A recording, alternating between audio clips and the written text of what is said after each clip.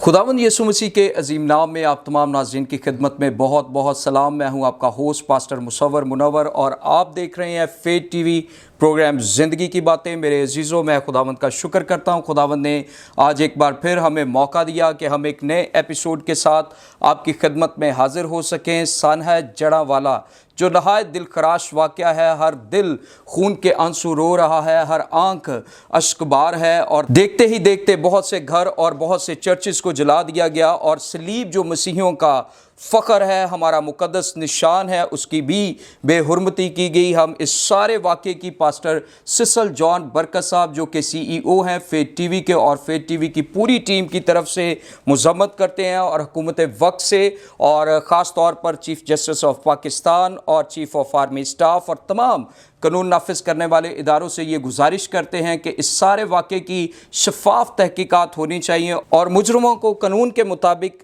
सज़ाएं दी जाएं और आइंदा ऐसे वाक़यात की रोकथाम के लिए इक़दाम भी किए जाएं। आज हम इस एपिसोड में मेरे अजीज़ों साना जड़ा वाला पर ही बात करेंगे और इसके असल हक़ाइक़ और मौजूदा सूरत हाल पर भी बात करेंगे। और हमें ज्वाइन किया है इस टॉपिक पर बात करने के लिए क्रिश्चियन जर्नलिस्ट हैं, कौम का फ़ख्र हैं, कौम के हीरो, अगर मैं कहूँ कौम की आवाज़, दिलेर सहाफ़ी जनाब सलीम इकबाल साहब। सो सलीम भाई, मैं आपको स्टूडियो में खुशामदीद कहता हूँ। Sir thank you so much, सारी इज़्ज़त अफजाई के लिए, एप्रिसिएशन और आपके कीमती अल्फाज के लिए मैं आपका शुक्रगुजार हूँ। Thank you so much. So सबसे पहले तो सलीम भाई हम आपको अप्रिशिएट करते हैं, खराज तहसीन पेश करते हैं पास्टर सिसल जॉन बरकत साहब की तरफ से जो कि CEO हैं फेथ टीवी के, और फिर फेथ टीवी की सारी टीम की तरफ से हम आपको दिल की गहराइयों से अप्रिशिएट करते हैं उस सारी खदमत के लिए जो आप कर रहे हैं और मसीही कौम की आवाज़ बन रहे हैं। हम आपको खराज तहसीन पेश करते हैं। Thank you so much sir. सारा इज़्ज़त और जलाल जो है खुदावंद यीशु मसीह के नाम को। Praise God. इससे पहले कि नाज़रीन हम सन है जड़ा वाला पर गुफ्तगू के सिलसिले को शुरू करें, सवालात के सिलसिले को शुरू करें,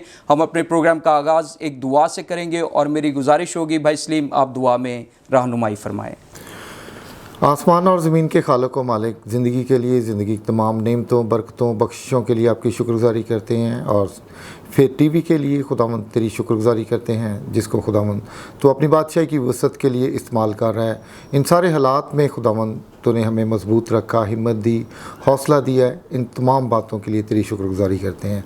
आज के प्रोग्राम में जो भी गुफ्तगू हो खुदावंद तेरे नाम को इज़्ज़त और जलाल देने का बाइस बने। हमारी ज़ुबानों का तो ज़िम्मा ले और हर तरीके से जो भी बात हम करें तेरे नाम को इज़्ज़त और जलाल देने का बाइस हो और लोगों की तरक्की का बाइस बने और आज के प्रोग्राम से लोग सीखें और लोगों के दिलों पर जो है वो असर हो। ये सब कुछ मांगते हैं तेरे प्यारे बेटे खुदावंद यीशु मसीह के नाम से, आमीन आमीन। थैंक यू सो मच भाई सलीम, खुदावंद आपको बरकत दे। सो सन है जड़ा वाला एक बहुत बड़ा वाक़या हुआ जिसकी हम पुरज़ोर मज़म्मत भी करते हैं और पूरी दुनिया इससे आगाह है, वाकिफ़ है जो कुछ हुआ है और बहुत सी रिपोर्ट्स इस सारे मामले की जो हैं वो हमें नज़र आती हैं। लेकिन भाई सलीम मैं आपकी ज़ुबानी सुनना चाहता हूँ कि असल में ये वाक़या कैसे पेश आया। जी thank you so much brother. इस मामले में काफ़ी ज़्यादा क्यास रही हैं, फ़र्क लोग जो बातें बता रहे हैं और कर रहे हैं, लेकिन अभी तक कोई इंथेंटिक बात सामने नहीं आ सकी। पुलिस इस पर इन्वेस्टिगेशन कर रही है, लेकिन हमारी इन्वेस्टिगेशन के मुताबिक जो हमने चीज़ देखी है उसमें राजा और रॉकी जो है ये दोनों भाई जूनियर स्टाफ हैं, एक स्कूल में जॉब करते हैं। इनका जो बाप है वो भी एक स्कूल में जो मुलाजमत करता है और बहुत से लोग ये कह रहे हैं वो पास्टर हैं, उनका कोई मज़हब से ताल्लुक़ है, बिल्कुल भी नहीं। वो दोनों भाई अनपढ़ हैं और लिखना पढ़ना तो बड़े दूर की बात है उनसे। जो कुछ उनके नाम से मंसूब किया जा रहा है वो बज़ाहिर एक फ़ेक स्टोरी है और उसमें जो कुछ लिखा गया वो तो लिख पढ़ सकते नहीं दोनों भाई। तो इसलिए पहली तो बात जो गलती यहीं पे साबित हो जाती है जो उनसे मंसूब की जा रही है। फिर इसमें एक करैक्टर और ऐड हो जाता है रॉबर्ट चार्ल्स का, उसके ताल्लुक़ से भी मुख्तलिफ लोग मुख्तलिफ बातें कर रहे हैं। लेकिन एक चीज़ जो ये सामने आ रही है कि जिस शख्स ने ऐलान किया था उसका लेन देन था राजा और रॉकी से, उसने कोई पैसे लिए थे तो पैसे वापस ना करने की वजह से उसने ये सारा जो है ड्रामा करके ये इंतशार फैलाया। और कल जब हम गए हैं तो ये बातें भी वहाँ पे मुख्तलिफ लोग जो ये कर रहे थे कि ये एक टीवी रिपोर्ट है कि शायद वो बरूने मुल्क जो जाना चाहते थे और उन्होंने ये इंतशार फैलाया। बिल्कुल ऐसी बात भी नहीं है। पुर्तगाल जो यूथ कॉन्फ्रेंस हुई है उसके लिए उन्होंने पासपोर्ट ज़रूर बनवाए थे, लेकिन जो ये कहा जा रहा है कि उनके टिकट्स तैयार थे और CCTV फुटेज में आ गया कि जो रॉबर्ट चार्ल्स है उसने ये सारा कुछ किया।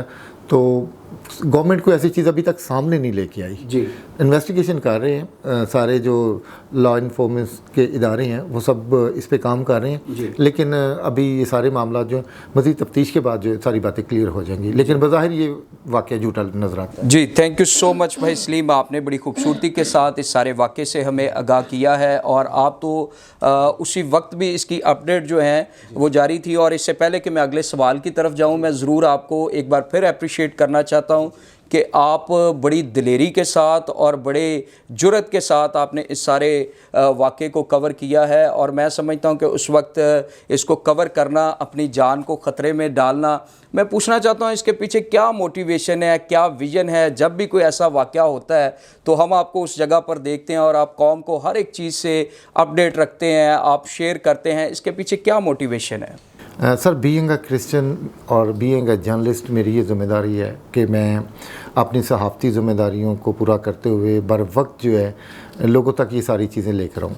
और उसके पीछे जो बात है वो ये है कि जब जहाँ पे कोई ऐसा वाक़या होता है, कोई फोर्स कन्वर्जन का, कोई जिनसी ज़्यादती का, या कत्ल किया जाता है किसी को, या मसीही ईमान की खातिर परसिक्यूट किया जाता है, तो उसमें मैं ये कहता हूँ कि जब हम मौके पे पहुँच जाते हैं फ़ौरन से, तो लोगों को बड़ा हौसला और हिम्मत मिल जाती है कि अब हमारे पीछे कोई इदारा, कोई शख्स, कोई लोग या कौम तक ही हमारी आवाज़ पहुँच जाएगी। तो कोई वाक़या जब होता है तो फिर मेरे तो तन बदन में आग सी लग जाती है, और मैं फ़ौरन कोशिश करता हूँ कि जितनी जल्दी पहुँचा जाए, लोगों का हौसला बढ़ाया जाए, उनको हिम्मत दी जाए कि आप इस दुख की घड़ी में, आप इस मुसीबत में, परेशानी में अकेले नहीं हैं, पूरी कौम आपके साथ खड़ी है। और हमारे बर वक्त पहुँचने से लोगों को हौसला मिलता है। और अगर टाइम पे नहीं पहुंच पाते तो डीप डिप्रेशन में और ब्लड प्रेशर मेरा हाई हो जाता है, और मैं मुख्तलिफ तरीके से परेशान हो जाता हूं कि क्यों अभी तक हम वहां पे नहीं पहुंच सके। जी, थैंक यू सो मच, खुदावंद आपको बरकत दे। यकीनन ये वो बोझ है जो खुदा ने आपके दिल में रखा है कौम के लिए, और खुदावंद आपको इसके लिए बरकत दे। सो सलीम भाई, आपने सारे वाक़े को हमारे साथ शेयर किया। सेकेंडली मैं आपसे पूछना चाहता हूँ कि क्या वजह थी, इतना बड़ा वाक़या हो गया, घर के घर जल गए, बहुत सारे चर्चेज़ को जलाया गया, एक बड़ा मुश्तिल हजूम जिसने हमला किया, क्यों उन्हें बर वक्त रोका नहीं जा सका? क्या इंतज़ामिया की तरफ से कोई गफलत थी, या कोई और वजूहात इसमें आपको नज़र आती हैं? सर, आप समझ सकते हैं कि मुल्क पाकिस्तान में मज़हब कार्ड जो है वो बहुत इसकी अहमियत है, और मज़हब के नाम पर लोग बहुत ज़्यादा जुनूनी हो जाते हैं। और तौहीन रिसालत में तो आपने सिर्फ इल्ज़ाम लगाना है, बाकी का जो काम है वो तो मॉब कर देता है। और मॉब के कोई SOPs नहीं होते, कोई तरबियत नहीं होती, सिर्फ आपने इल्ज़ाम लगाना है, और कोई सबूत की, किसी प्रूफ की भी ज़रूरत नहीं है, और थानों की भी ज़रूरत नहीं है। और फिर मॉब ने अपना काम जो वो कर देना। हजूम बहुत ज़्यादा इकट्ठा हो गया था, और मज़हब के नाम पे मुख्तलिफ मसाजिद में ऐलान हो गए थे कि आप अपने घरों से निकलें।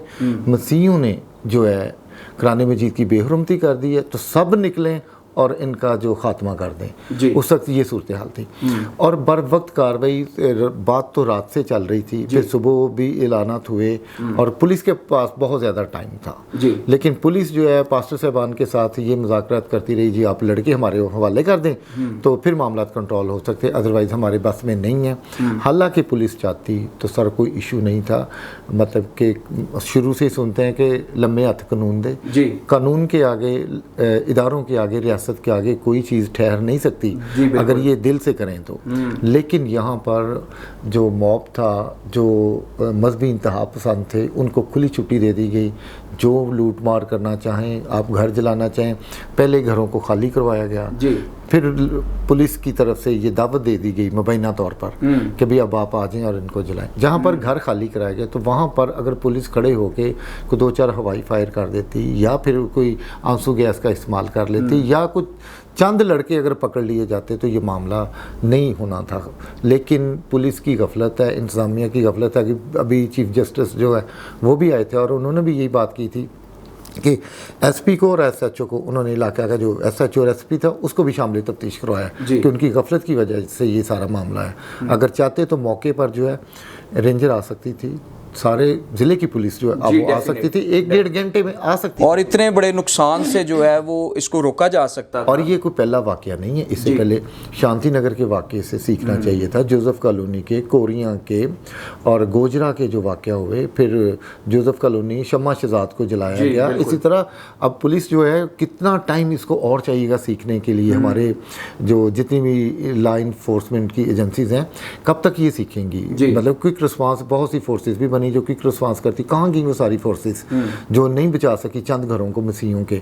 अगर एक इलाके में जहाँ पे ज़्यादा ख़तरा था अगर उसको घेरे में लेकर कुछ शर पसंद अनासर को गिरफ्तार कर लिया जाता तो शायद ये वाक़या पेश कभी भी ना आता। अब मैं समझता हूँ कि ये रियासत का फेलियर है कि रियासत जो है वहाँ पे जो मिनॉरिटीज़ हैं उनको जो तहफ़्फ़ुज़ देने में बिल्कुल नाकाम नज़र आई और बेबस दिखाई दी। जी, थैंक यू सो मच भाई सलीम, आपने हमें इस बात से भी आगाह किया और ये इन्फॉर्मेशन जो है वो हमारे साथ शेयर की कि इसमें अगर देखें पुलिस बर वक्त कार्रवाई करती और वो रोक सकती थी। रियासत से मेरा ख्याल है कोई चीज़ पावरफुल नहीं है और अगर रियासत करने पे आ जाए तो वो इसको फ़ौरन सारी चीज़ों को रोक सकती थी और इतने बड़े नुकसान से हम बच सकते थे। और भाई जब कानून फिर अपना रास्ता बनाता है ना तो रास्ते में फिर कोई ठहर नहीं सकता। जी बिल्कुल। लेकिन अब देखिए कोई भी इलाका, शहर, सिटी जहाँ पे भी है पुलिस लाइन होती है, वहाँ पर 1500 पुलिस ऑफिसर बिल्कुल मौजूद होता है। जी बिल्कुल। क्या वजह है कि 1500 पुलिस ऑफिसर वो छोटी सी 2-4 गलियों को अपने घेरे में नहीं ले सका? ये फेलियर है, मजहबी तंजीमों की दहशत है और उनकी दहशत के सामने पुलिस बिल्कुल बेबस नजर आई। पुलिस कहीं नजर नहीं आई, इलाके में सन्नाटा था। और जब मैं वहाँ पे गया हूँ तो बिल्कुल लोग, छोटे छोटे बच्चे, बड़े जवान, सबके हाथों में डंडे थे, पेट्रोल की बोतलें थी और स्पेशल मटेरियल केमिकल जो फेंका गया सबके हाथों में था और वो जहाँ जाते आग लगा रहे थे, कोई रोकने वाला नहीं था।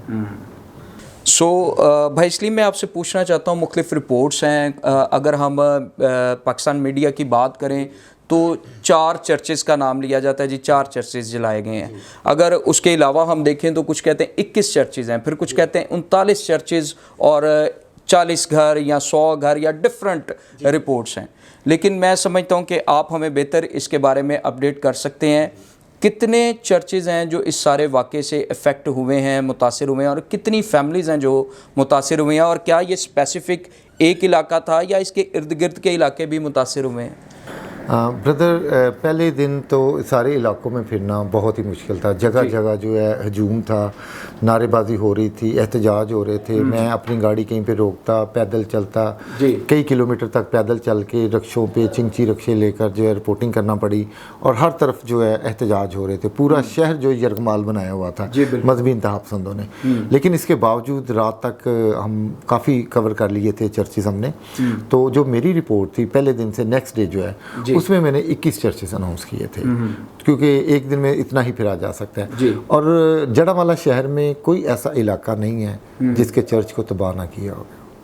21 के बाद 3-4 चर्चेज़ की रिपोर्ट्स और आई। मेरी रिपोर्ट के मुताबिक 24 चर्चेज़ और 2 कम्युनिटी सेंटर हैं, जबकि हमारा नेशनल मीडिया 4 और 6 से आगे नहीं बढ़ा। लेकिन जब रिपोर्ट्स पे शोर शराबा किया गया, शोर डाला गया, तो फिर एक आध टीवी चैनल है जिसने 19 चर्चेज़ का बताया कि 19 चर्चेज़ जो है वो जलाए गए हैं। और मैं समझता हूँ कि तारीख का सबसे बड़ा वाक़या पाकिस्तान की हिस्ट्री में जहाँ पर इतनी बड़ी तादाद में चर्च जलाए गए। चंद चर्चेज़ बचे हैं, लेकिन अगर एक बहुत भी आइडिया मतलब कि अगर हम करें तो 25 से 30 चर्चेज़ के दरमियान ही है, इससे आगे नहीं। जी तो गवर्नमेंट की भी यही रिपोर्ट है। और जो घर फैक्ट हुए हैं वो हमारी लिस्ट के मुताबिक कोई 80 से 85 घर हैं जिनको जलाया गया। और ये सिर्फ एक ही जगह पे नहीं है, ये मुख्तलिफ शहरों में ये है। 80 से 85 जहाँ चर्च थे आप बता रहे हैं, ये मुख्तलिफ आबादियों में या मुख्तलिफ इलाकों में, जड़ा वाले के गिरदनवा में जो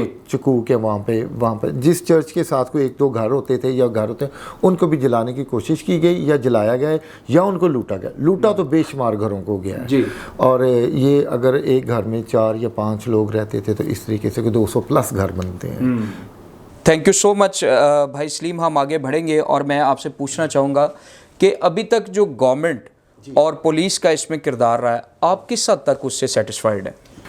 सर, पुलिस का जो किरदार रहा है पहले दिन से वो तो इंतहाई मतलब कि गैर ज़िम्मेदारी का मुजाहरा किया पुलिस ने और स्टेट पुलिस जो है इसमें बिल्कुल नाकाम दिखाई दी। और पुलिस का किरदार अगर इस पे बात करें तो वो बिल्कुल भी ज़ीरो है लोगों को तहफ़्फ़ुज़ देने में और लोगों को बचाने में, क्योंकि पहले ही दिन ये सब कुछ होना था, पहले ही दिन उसने कंट्रोल करना था। लेकिन शाम को जब रेंजर की मतलब कि आवाज़ें हैं कि रेंजर्स आ गई है रात तक, तो रेंजर्स के आने के बाद जो है ये मामला कंट्रोल हुए। लेकिन पुलिस जो है इसमें टोटल फेल हुई है। इसको इलाके को, चर्चिज़ को, मसीही इबादत गाहों को और कलाम मुक़द्दस के जो जलाने के वाक़यात हुए हैं, बेहुरमती के वाक़यात हुए हैं, पुलिस ने बिल्कुल लापरवाही का, रिवायती बेहिसी और लापरवाही का मुजाहरा किया है। और अगर गवर्नमेंट की बात हम करें, और जब गवर्नमेंट को ये सारा सामने आ गई है गवर्नमेंट के बाद, तो फिर गवर्नमेंट ने कुछ हंगामी बुनियादों पर जो इकदाम किए। बीइंग अ जर्नलिस्ट, ज़रूरी नहीं कि हम हर वक्त जो है गवर्नमेंट को तनकीद का निशाना बनाएं। जहाँ पर कोई अच्छा काम होता है तो उसको अप्रिशिएट भी करना चाहिए ताकि मज़ीद बेहतर काम किए जा सकें। गवर्नमेंट पंजाब ने बर वक्त एक्शन लेते हुए रेंजर्स और उसका जब इंतज़ाम कर दिया, तो उसके बाद फिर मौका पर भी गए। जैसे चीफ जस्टिस ऑफ पाकिस्तान नामजद जो हैं वो भी गए, फिर उसके बाद हमारे वज़ीर आला पंजाब जो हैं वो मौका पर पहुँचे। देखें, बहुत से लोग ये बातें कर रहे हैं जी वो फ़लाँ पादरी, फ़लाँ बंदा जो है इतने घंटे बाद पहुँचा। देखें, ये जो फेसबुक के स्कॉलर्स जो है ना, वो हर वक्त इन चीज़ों की ताड़ में रहते हैं कि कहाँ पे कोई गलती कर रहा है, और अगर किसी ने कोई अच्छा काम भी कर दिया तो उसको गलत तरीके से कैसे बयान करना है।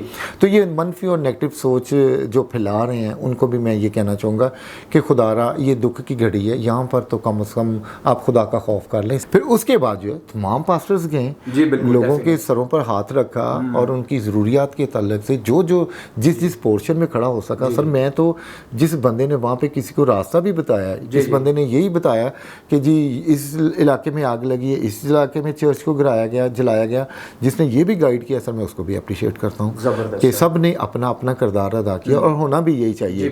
तो बेवजह सर किसी को तनकीद का निशाना बनाना और उनकी ट्रोलिंग करना ये मुनासिब नहीं है। तमाम चर्चिस, तमाम एनजीओज अपना अपना किरदार अदा कर रहे हैं, और आपस के इख्तिलाफात बुलाकर हमें इकट्ठे होकर यहाँ पर ये जो टफ़ टाइम है हमारी कौम जो जिससे गुजर रही है उसमें साथ खड़े होना है। तनकीद तो सारा साल पड़ा है, हम कर सकते हैं, जब चाहें कर सकते हैं, लेकिन यहाँ पर हम सिर्फ इस चीज़ पर फोकस करें कि लोगों के घरों को कैसे बहाल करना है, लोगों को हौसला कैसे देना, उनका दुख कैसे बांटना है। दुख बांटने से जो दुख कम होता है और खुशियाँ बांटने से खुशियाँ बढ़ती हैं। तो इस वक्त हमने खुशियाँ बांटनी है और दुख उनका जो है वो कम करना। जी, थैंक यू सो मच भाई सलीम, बड़ी खूबसूरत बातें आपने हमारे साथ शेयर की हैं। और नाज़रीन, मैं फेथ टीवी के प्लेटफॉर्म से उन तमाम पास्टर्स को, तमाम ऑर्गेनाइजेशंस को, एनजीओ सेक्टर्स को और गवर्नमेंट और तमाम उन इदारों को जिन्होंने इसमें अपना अहम किरदार अदा किया और मुस्बत किरदार अदा किया, और फिर तमाम उन इंडिविजुअल्स को भी जो वहाँ पर पहुँचे और किसी भी तरह से अपने लोगों के साथ खड़े हुए, उनके सर पर हाथ रखा, इस दुख की घड़ी में उनकी मदद के लिए पहुँचे, हम उन सब को फेथ टीवी के प्लेटफॉर्म से अप्रिशिएट करते हैं और खुदावंद का शुक्र करते हैं कि खुदा ने हमें ये बोझ और ये फजल बख्शा है कि हम अपने लोगों के साथ इस दुख की घड़ी में खड़े हो सकें। सर, इस सारे काम में अभी हमने बात की है गवर्नमेंट और पुलिस के किरदार पर, सो इसमें मीडिया का किरदार आपको कैसा नज़र आता है? सर, हमारा जो मीडिया है हम बिल्कुल कोशिश ये करते हैं कि नेशनल मीडिया की बात हम कर लेते हैं। नेशनल मीडिया सर रिपोर्टिंग तो शुरू कर दी थी जब ये वाक़या हुआ, तो उसके बाद मतलब गवर्नमेंट की भी पॉलिसी होती है कि जहाँ पर मजहबी तशद्दुद का या मजहबी या तौहीने मज़हब का, तौहीने रिसालत का कोई वाक़या पेश आता है तो इसको दबाया जाए, दबाना भी चाहिए, क्योंकि ये मजहबी इंतशार जब फैलता है तो फिर मुल्की तौर पर जो है वो नुकसान जो इसके होते हैं, तो दबाना चाहिए। लेकिन जब बिल्कुल हालात जो कंट्रोल से बाहर होते हुए नजर आए तो मीडिया फिर बीच में कूद पड़ा, और फिर मीडिया ने रिपोर्टिंग जो की है वो रिपोर्टिंग मीडिया तक कोई सही रिपोर्ट्स पहुंच नहीं सकी। चर्चेज़ की तादाद जो गलत बताता नजर आया, 4 से 6 चर्च, अभी तक भी कुछ लोग यही कह रहे हैं कि 4 से 6 चर्च ही जले हैं, लेकिन जबकि हम कह रहे हैं 25 से 30 चर्चेज़ जो है ये जलाए गए हैं और बहुत ज़्यादा नुकसान किया गया है। तो शायद कुछ उनकी सियासी मजबूरी हो सकती है मीडिया की, तो मीडिया का किरदार बस 50-50 रहा है। लेकिन बाद में लोगों की अगर हम बात करें, हमारे जो मुस्लिम बहन भाई हैं उन्होंने मतलब बहुत दुख का इजहार किया। भाई सलीम, नेशनल मीडिया की तरफ से मैं कुछ रिपोर्टर्स को अप्रिशिएट करना चाहता हूँ। कुछ हमें ऐसे भाई नज़र भी आए जो इस सारे वाक़े को कवर करते रहे हैं, जिसमें आई थिंक सो मियाँ इमरान साहब हैं, इकरारुल हसन साहब हैं, तो इनका किरदार कैसा रहा, आप इनके बारे में क्या कहेंगे? सर ये लोग हमेशा जिन लोगों के आपने नाम लिए, ये हमेशा ही बढ़ चढ़ कर जो मिनॉरिटीज़ पे जुल्म सितम हुआ ये ज़रूर रिपोर्ट करते हैं और इन्होंने हमेशा हक़ाइक़ दिखाए हैं। और इसके अलावा टॉक शोज़ में जितने भी एंकर पर्सन हैं और जितने भी मेन स्ट्रीम मीडिया में एंकर्स हैं, उनका भी बहुत अच्छा किरदार है। वो भी रिपोर्ट करते रहे गाहे बेगाहे अपने शोज़ में, सबको बुलाया और हुकूमती जो नाकामी थी उस पर उन्होंने बात की, पुलिस की नाकामी पे बात की। लेकिन गवर्नमेंट ऑफ पंजाब ने बड़ा क्विक एक्शन लिया, उन्होंने चर्चिज़ की तामीर भी शुरू करवा दी, लोगों को चेक्स भी दिए। वज़ीर आला की तरफ से 20-20 लाख रुपए का चेक और वज़ीर आज़म की तरफ से भी 20-20 लाख रुपए का चेक दिया गया। और यहाँ पर हमारे चर्च लीडरशिप है, उन्होंने भी उनको इनकरेज किया कि आप बढ़ चढ़ कर जो है हमारे लोगों की जो है वो मदद करें, उनको आगे लेकर आएँ। जी, थैंक यू सो मच। सो हम उन मीडिया पर्सन जो नेशनल मीडिया के हमारे वो सहाफ़ी भाई जो वहाँ पर इस सारे मामले को कवर करते रहे, हम उनको भी अप्रिशिएट करते हैं। सो सलीम भाई, इसमें जो मुस्लिम उलमा का किरदार है वो आपको कैसा नज़र आया? सर बैनुल मज़ाहिब पे सारा साल मीटिंग्स होती हैं जी, हम इनको बुरा नहीं कहते, होनी चाहिए, लेकिन अमली तौर पर शुरू दिनों में इनका किरदार बिल्कुल ज़ीरो दिखाई दिया। बैनुल मज़ाहिब का तो काम सर, बीइंग एक जर्नलिस्ट, मुझे जब रिपोर्ट मिल गई है जी, मैं कवरेज के लिए चला गया, थप्पड़ भी खाए वहाँ पे, धक्के भी खाए, अपनी कौम को ये सब कुछ दिखाया, रिपोर्ट करने का मकसद सिर्फ ये था कि लोगों तक आवाज़ पहुँचे, हुक्मरानों तक आवाज़ पहुँचे, यहाँ पर रेंजर आ जाए, फ़ौज आ जाए, इदारे आ जाए, लोगों को बचा लें। तो क्या इनके पास इतने फंड्स हैं, इतने इनके पास वसाइल हैं, तो अगर यही मौका पर चले जाते, ठीक है, बड़े बड़े जितने उलमा कराम हैं, तो पहले दिन अगर ये चले जाते तो शायद इतना बड़ा नुकसान ना होता। लेकिन उसके बाद फिर सारे जाते रहे, जब सब कुछ खाक में मिल गया, जल गया, घरों की लूट मार हो गई, तो फिर ये सारे ज़रूर गए हैं। और फिर इनका जो किरदार है वो आपके सामने ही है कि जो जो तकरीरें करते रहे, बातें करते रहे हैं। लेकिन सर बर वक्त इनको भी चाहिए था कि बैनुल मज़ाहिब में ये अपने SOPs में ये शामिल करें कि हमको ये वाक़या होने नहीं देंगे, हम वक्त पे पहुँचेंगे, वक्त पे जाके इसकी रोकथाम करेंगे। अपने SOPs में, अपने मंशूर में ये चीज़ सारी अगर लेके आ जाए, बजाय इसकी कि बाद में बैठ के बयानबाजियाँ करनी हैं। उलमा इकराम बड़ी बड़ी बातें करते हैं, बड़ी अच्छी बातें करते हैं, लेकिन मुझे उन अच्छी बातों से मुझे कुछ भी लेना देना नहीं है जब सब कुछ ही खाक हो गया, जब सब कुछ ही जल गया। बात तो ये थी कि अगर बर वक्त ये वहाँ पे पहुँचते और इसको रोकते, अपने नौजवानों को गाइड करते, सर मजहबी लीडरशिप जो है उसकी बात को सुनते हैं लोग। सो मैं पूछना चाहूँगा भाई सलीम के इन वाक़यात की रोकथाम के लिए बहसियत मसीही कौम या चर्च लीडर्स हमारी क्या जिम्मेदारियाँ हैं?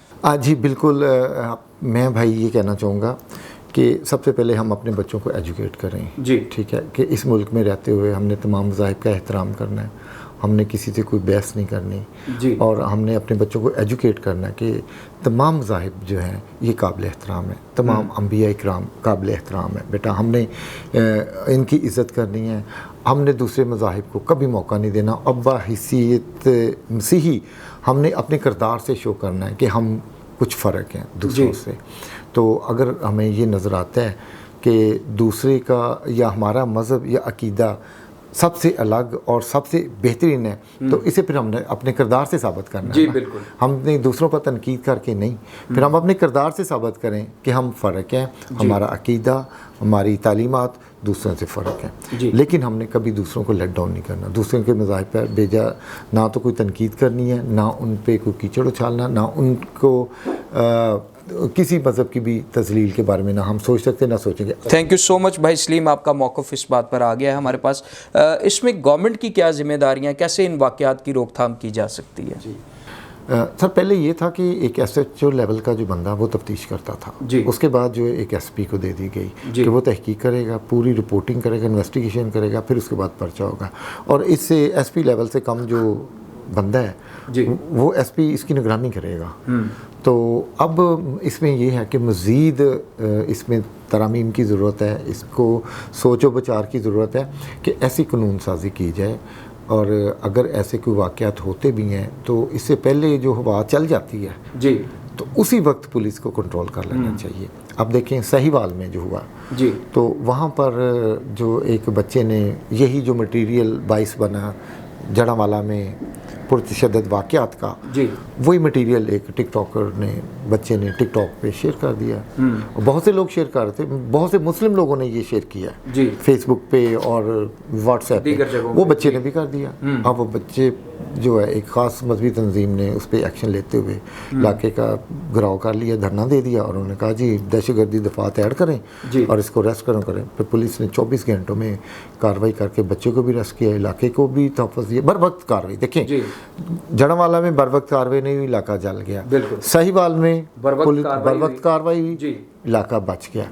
तो इसमें सर पुलिस अपना किरदार अदा करे, इसको ईजी ना ले। पुलिस की सुस्ती की वजह से, नाहली की वजह से ये वाक़यात होते हैं और फिर बाद में रोना पीटना शुरू कर देते हैं। लेकिन ये पुलिस का फेलियर है। बर वक्त कार्रवाई हमारी भी जिम्मेदारी, अगर कोई ऐसा वाक़या है तो हम आला पुलिस अफसरान के नोटिस में वो लाएँ और उन्हें बताया जाए कि जनाब इस पे अगर ये काम ना हुआ तो इस वक्त ये बर्बादी हो सकती है। जी, थैंक यू सो मच भाई सलीम। सो एक आखिरी बात के फेट टीवी के प्लेटफॉर्म से आप नौजवानों को और मसीही कौम को क्या पैगाम देना चाहेंगे? मैं अपने तमाम देखने और सुनने वाले नौजवान लड़के लड़कियों को कहूँगा और स्पेशली पेरेंट्स को कहूँगा कि ये बच्चे भी हमारे हैं और इनकी तरबियत की ज़िम्मेदारी भी हमारी है। अब मोस्टली होता ये है कि जब कोई बच्चा या बच्ची कोई गलत कदम उठाता है तो हम चर्च लीडर्स को तनकीद का निशाना बनाते हैं। देखिए ये हमारी सोच है। अब मैं आपको ये कहना चाहूँगा कि 24 घंटे तो बच्चे हमारे पास रहते हैं, हम अपने बच्चों को टाइम पे स्कूल भेजते हैं, लेकिन चर्च तो हम जो कलमाते बरक़ात होता है तब हम अपने बच्चों को चर्च भेजते हैं। स्कूल टाइम पे भेज देंगे, चर्च टाइम पे नहीं भेजेंगे, वो भी हफ्ते में एक दिन। अगर पास्टर साहब कह दें कोई यूथ मीटिंग है तो वो उसकी परवाह नहीं करेंगे। अगर कोई शादी का फंक्शन है तो 3 दिन पहले हम वहाँ पे चले जाएंगे, उसकी तैयारियाँ भी अच्छी कर लेंगे। जब आप अपने बच्चों को चर्च में नहीं भेजेंगे टाइम से, उनकी जो रफ़ाकत है पास्टर्स के साथ, चर्च लीडर्स के साथ, यूथ लीडर्स के साथ नहीं होगी तो किस तरीके से फिर आप उनको कंट्रोल कर सकते हैं? सबसे पहले आप अपने बच्चों को उनकी तरबियत करें, उनको चर्च टाइम पे भेजें और चर्च एक्टिविटीज़ में उनको इन्वॉल्व करें तो वो कभी भी गलत कदम नहीं उठाएंगे। मैं आपको ये कहना चाहूँगा कि आप अपने बच्चों को महंगे महंगे मोबाइल दे देते हैं, किस्तों पे मोबाइल दे देते हैं, लेकिन उसका इस्तेमाल उन्हें नहीं सिखाते। बच्चे फेसबुक पे, यूट्यूब पे, इंस्टाग्राम और जितने भी ऐप्स हैं जो सोशल नेटवर्क है उस पर अपनी मर्ज़ी से जो उनके दिल में आता है मटेरियल वो शो करते हैं, शेयर करते हैं। और ऐसा मटेरियल जो नज़ीबा मटेरियल है या फिर वो अपना मजहबी मटेरियल है, जब वो मतनाज़ा मटेरियल शेयर करते हैं तो उससे फिर बहुत ज़्यादा मसाइल खड़े होते हैं। तो खुदारा आप अपने बच्चों को खुद एजुकेट करें, ये आपकी ज़िम्मेदारी है। तो जहाँ पे चर्च की ज़िम्मेदारी है, चर्च को भी चाहिए कि वो अपनी ज़िम्मेदारियों का एहसास करते हुए कोई अपने बहुत बड़े सेमिनार्स जो हैं उनको अरेंज करना तो मुश्किल हो जाता है, लेकिन अपने चर्च की इबादत के दौरान कुछ ऐसे सोशल एक्टिविस्ट या करंट अफेयर्स के जो लोग हैं को 10 मिनट के लिए उनको बुलाकर बच्चों की तरबियत के लिए, नौजवानों की तरबियत के लिए जो करंट इश्यूज़ हैं उस पर को थोड़ा 10 मिनट का अगर लेक्चर ले लें, पैसा भी बच जाएगा, लोग भी मौके पर मौजूद होंगे, तो इससे हम बहुत सी कबाहतों से बच जाएंगे, बहुत से मसाइल से हम बच जाएंगे। तो फेट टीवी के ज़रिए मैं आप सब लोगों का शुक्रगुज़ार हूँ और पास्टर सिसल बरकत साहब का शुक्रगुज़ार हूँ जिन्होंने ये मुझे मौका दिया।